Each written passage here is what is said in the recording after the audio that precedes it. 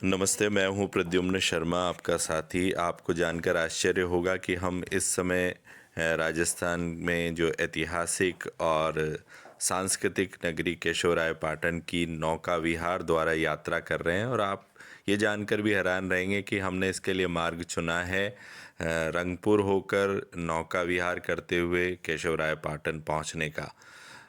आप इस मार्ग से आने का प्रयास करें। इस मार्ग से एक और बात आपको अनुभूत होगी कि नौका विहार, और वो भी नौका विहार भी कौन सा, जो स्थानीय लोग और केवट प्रसंग जो हमारे रामायण में आता है, तो जो अपनी असली नौका है, लकड़ी से बनी हुई नौका, उसमें विहार करने का जो आनंद है वो आप तभी अनुभूत कर सकते हैं जब आप इस मार्ग द्वारा आएँ। और केशवरायपाटन में इस समय कार्तिक का मास चल रहा है, तो स्नान का बेहद महत्व है।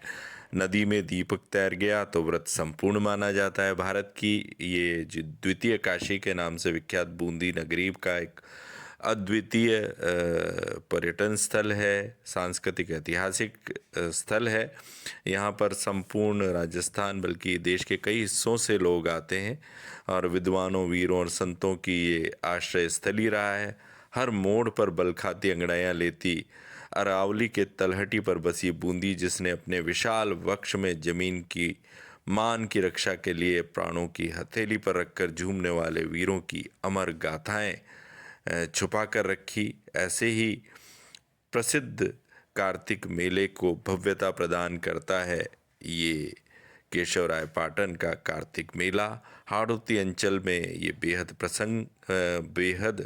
प्रसिद्ध है। केशवराय जी के मंदिर के साथ साथ यहाँ जो पास ही में जैन तीर्थ है, वे वो भी जैन मतावलंबियों के लिए बेहद प्रसिद्ध रहा है। और चंबल नदी के तट पर ये जो केशवराय मंदिर है, इसकी ऊंचाई, भव्यता इसको बेहद भव्यता प्रदान करती है। और दूसरी ओर मंदिर के आकाश को छू लेने वाली बनावट का जो बहुत ही सुंदर और मनोहारी दृश्य है, वो यहाँ आपको बरबस ही आकर्षित करेगा, ऐसा हमारा विश्वास है। इसके विपरीत चंबल नदी पूर्वामुखी होकर यहाँ बहती है।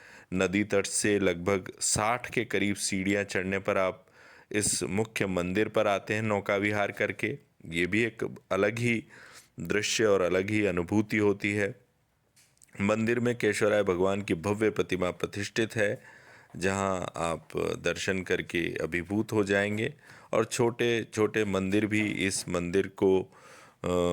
मंदिर परिसर को और भव्यता प्रदान करते हैं। तो आइए दर्शन कीजिए, नौका विहार का आनंद लीजिए और ख़ास तौर पर इन केवटों से भी बात कीजिए।